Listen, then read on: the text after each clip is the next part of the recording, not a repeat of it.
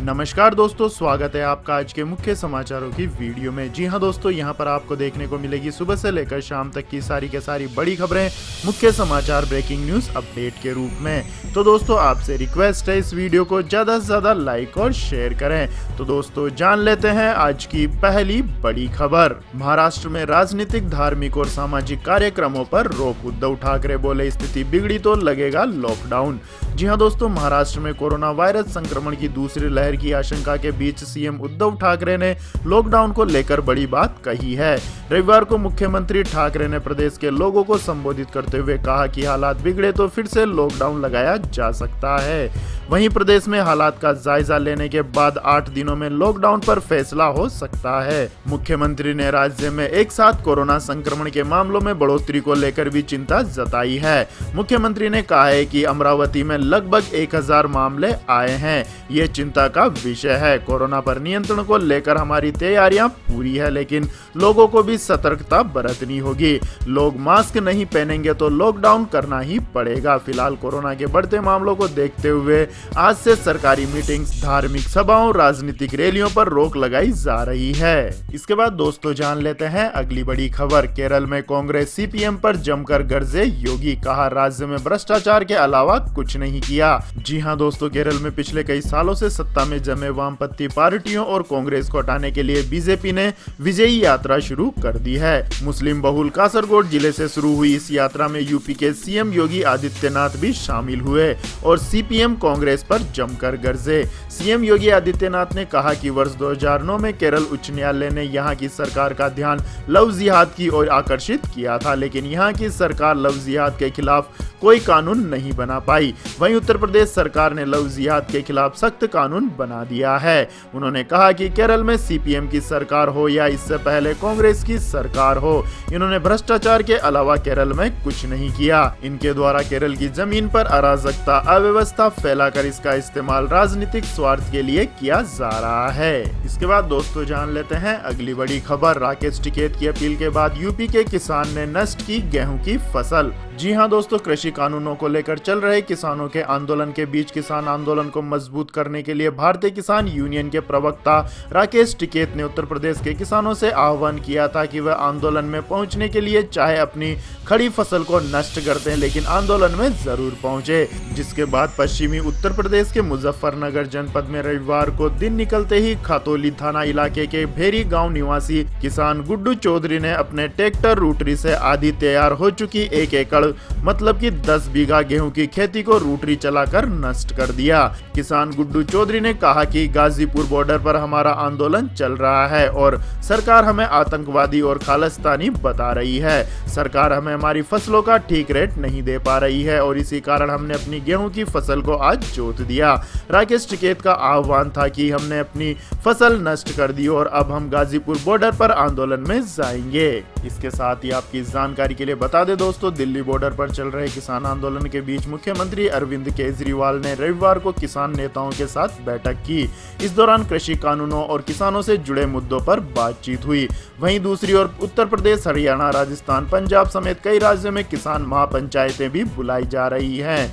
राकेश टिकैत का कहना है कि उनका आंदोलन तब तक खत्म नहीं होगा जब तक सरकार तीनों कृषि कानूनों को वापस नहीं ले लेती। इसके बाद दोस्तों रुक करते हैं अगली खबर का। सोनिया गांधी ने पीएम नरेंद्र मोदी को लिखी चिट्ठी, आम आदमी को राहत देने की मांग। जी हां दोस्तों, कांग्रेस की अंतरिम अध्यक्ष सोनिया गांधी ने प्रधानमंत्री नरेंद्र मोदी को देश के सामने की वर्तमान चुनौतियों को लेकर चिट्ठी लिखी है।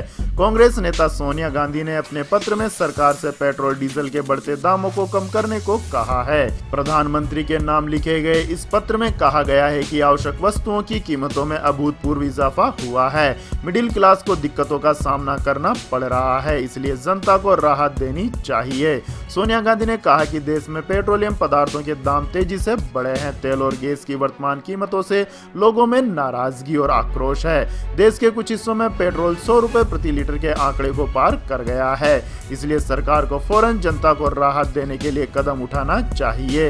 इसके बाद दोस्तों जान लेते हैं अगली खबर। भारत का मुरीद हुआ संयुक्त राष्ट्र, कोरोना के खिलाफ जंग में बताया ग्लोबल लीडर। जी हां दोस्तों, संयुक्त राष्ट्र ने कोविड वैक्सीन की 2 लाख डोज मुहैया कराने पर भारत का आभार व्यक्त किया है। भारत ने यूएन पीस कीपर्स के लिए कोरोना वैक्सीन मुहैया कराई है। संयुक्त राष्ट्र ने भारत की जमकर तारीफ करते हुए उसे कोरोना के खिलाफ जंग में ग्लोबल लीडर करार दिया है। यूएन के सेक्रेटरी जनरल एंटोनियो गुटेरेस का बयान दोहराते हुए संयुक्त राष्ट्र ने भारत की स्थायी सचिव टीएस त्रिमूर्ति से कहा कि कोरोना से निपटने में भारत ग्लोबल लीडर के तौर पर काम कर रहा है। कोवैक्सीन फैसिलिटी को मजबूत करने और पूरी दुनिया को वैक्सीन मुहैया कराने पर हम भारत को धन्यवाद देते हैं। इसके बाद दोस्तों रुक करते हैं अगली खबर का। मुस्लिम हमलावरों पर जमकर बरसे आरएसएस प्रमुख मोहन भागवत, कहा देश को लूटा और यहीं बस गए। जी हां दोस्तों, राष्ट्रीय स्वयंसेवक संघ के सरसंघ चालक मोहन भागवत ने देश पर हमला करने वाले मुस्लिम आक्रमणकारियों पर जमकर निशाना साधा।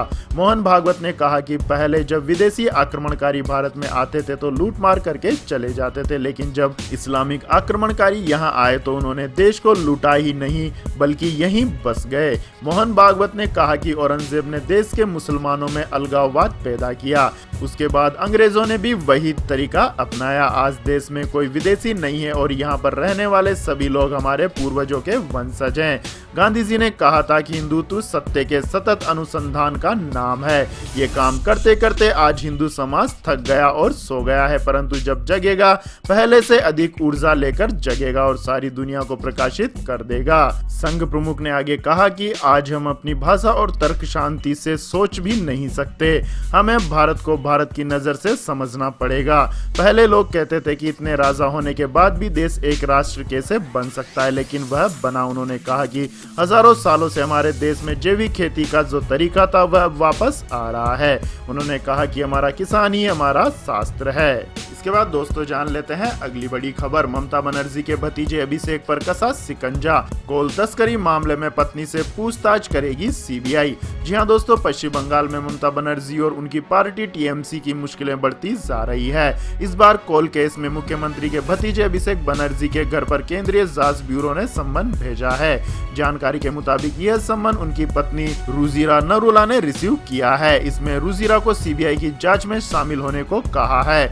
खुद अभिषेक बनर्जी ने ट्वीट करके इसकी जानकारी साझा की। आपकी जानकारी के लिए बता दें दोस्तों, इससे पहले 19 फरवरी को भी सीबीआई कोयला अवैध खनन और तस्करी मामले में बंगाल की 13 जगहों पर भी छापेमारी कर चुकी है। कोयला तस्करी से जुड़े इस मामले में जांच बीते साल नवंबर से ही चल रही है। आपकी जानकारी के लिए बता दें दोस्तों, अभिषेक बनर्जी ने हाल ही में केंद्रीय गृह मंत्री के खिलाफ मानहानि केस किया था। अभिषेक की अपील पर अमित शाह को समन जारी किया गया है। इसके बाद दोस्तों जान लेते हैं अगली बड़ी खबर। केंद्रीय मंत्री रामदास अठावले ने की जाति आधारित जनगणना की अपील।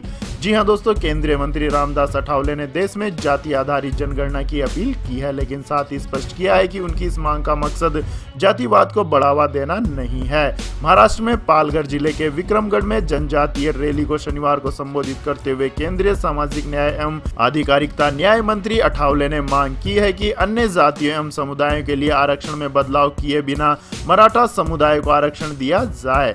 रामदास अठावले ने कहा है कि आगामी जनगणना में विभिन्न जातियों संबंधित आंकड़ा शामिल किया जाना चाहिए ताकि लोगों को पता चल सके कि कुल जनसंख्या में उनकी क्या स्थिति है। इसका लक्ष्य जाति को बढ़ावा देना नहीं है। उन्होंने कहा कि उनकी रिपब्लिकन पार्टी ऑफ इंडिया बेरोजगारों के लिए 5 एकड़ भूमि की मांग करने के लिए 25 फरवरी को विभिन्न राज्यों एवं जिलों के मुख्यालयों में अखिल भारतीय प्रदर्शन करेगी।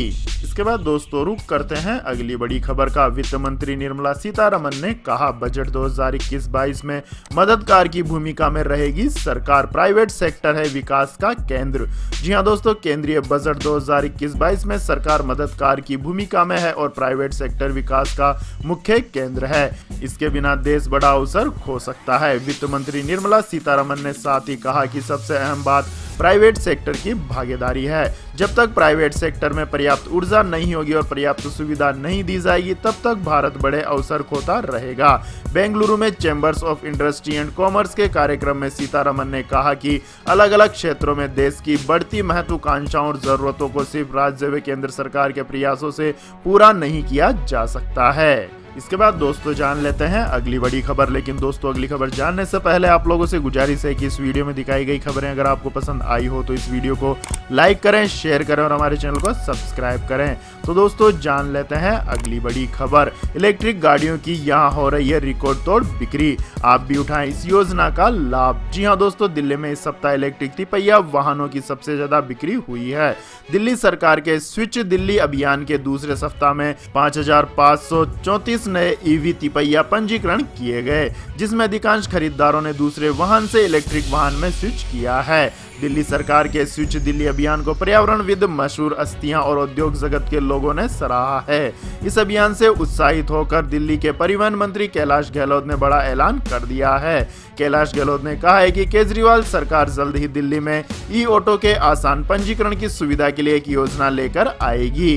कैलाश गहलोत ने आगे कहा कि दिल्ली सरकार द्वारा ईवी नीति के तहत इलेक्ट्रिक तिपहिया ऑटो पर दी जा रही सब्सिडी उसकी कीमत को 26% तक कम करती है। इलेक्ट्रिक तिपहिया ऑटो खरीद कर लगभग 29,000 रुपए सालाना बचाए जा सकते हैं। इसी तरह इलेक्ट्रिक ई रिक्शा पर दी जाने वाली सब्सिडी से उसकी कीमत 33% तक कम हो जाती है। इसके बाद दोस्तों रुक करते हैं अगली खबर का। बद से बदतर होते जा रहे हैं म्यांमार के हालात, सैन्य सरकार ने बनाया एडवाइजरी ग्रुप।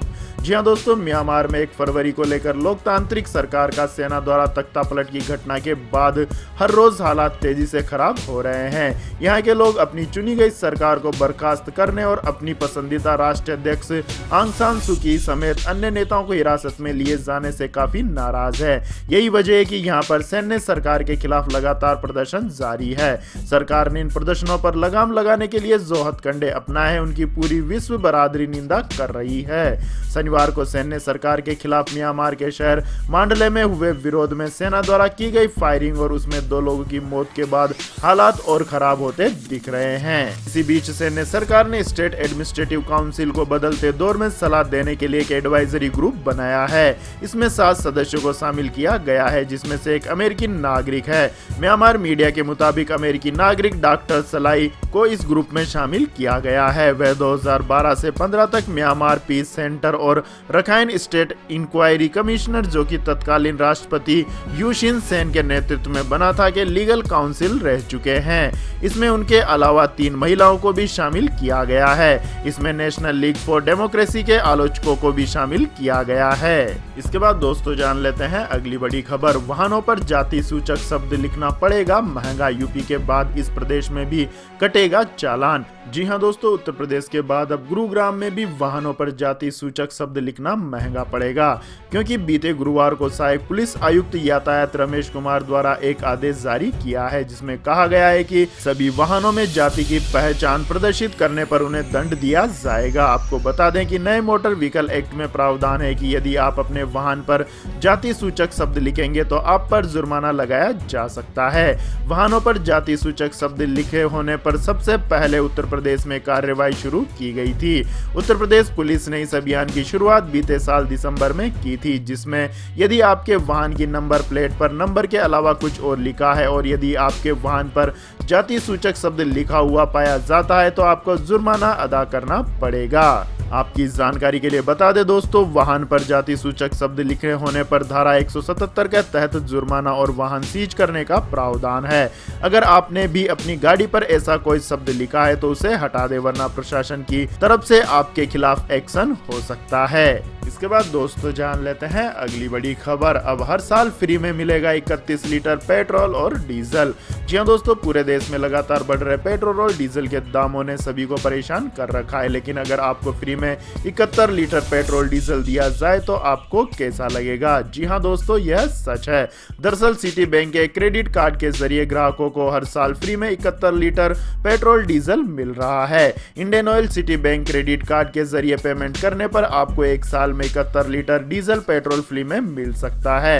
फ्यूल खरीदारी के लिए यह क्रेडिट कार्ड एक बेहतर कार्ड है। इस कार्ड के जरिए इंडियन ऑयल पंपों से फ्यूल खरीदने पर रिवार्ड के रूप में कई लाभ मिलते हैं।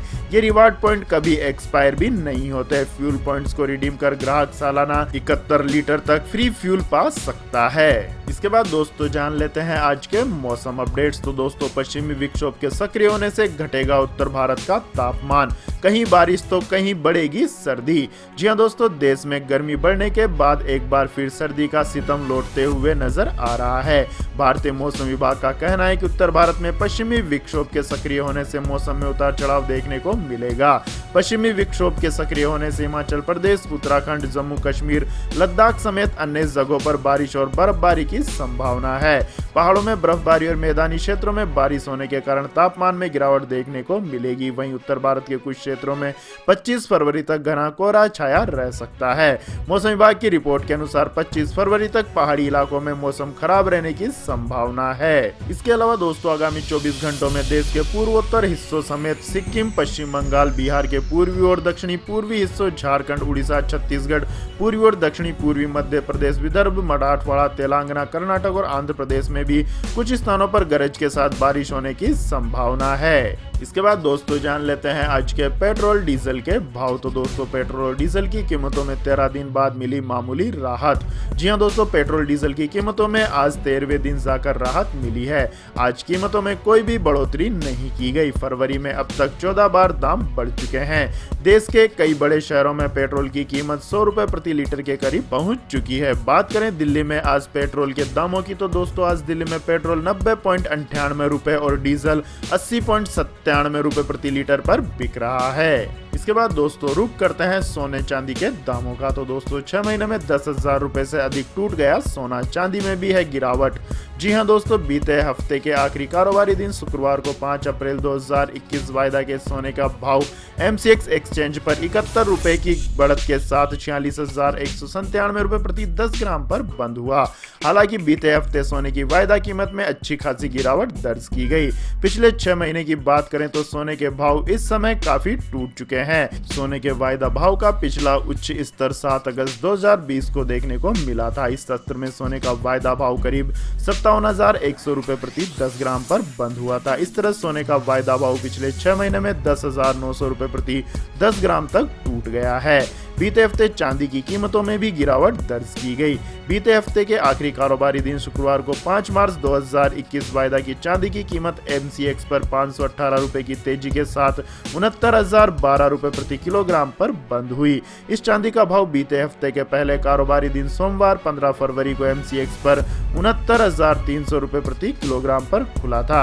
इससे पिछले सत्र में यह 69,177 रुपए प्रति किलोग्राम पर बंद हुई थी। इस तरह इस चांदी के भाव में बीते हफ्ते में 105 रुपए प्रति किलोग्राम की गिरावट दर्ज की गई। वहीं बात करें पिछले 6 महीनों की, तो दोस्तों चांदी का भाव पिछले 6 महीनों में 10,135 रुपए प्रति किलोग्राम टूट चुका है। इसके बाद दोस्तों जान लेते हैं अगली खबर। PUBG, कॉल ऑफ ड्यूटी जैसे दिग्गज गेम को पीछे छोड़ इस मोबाइल गेम ने बनाया लोगों को दीवाना।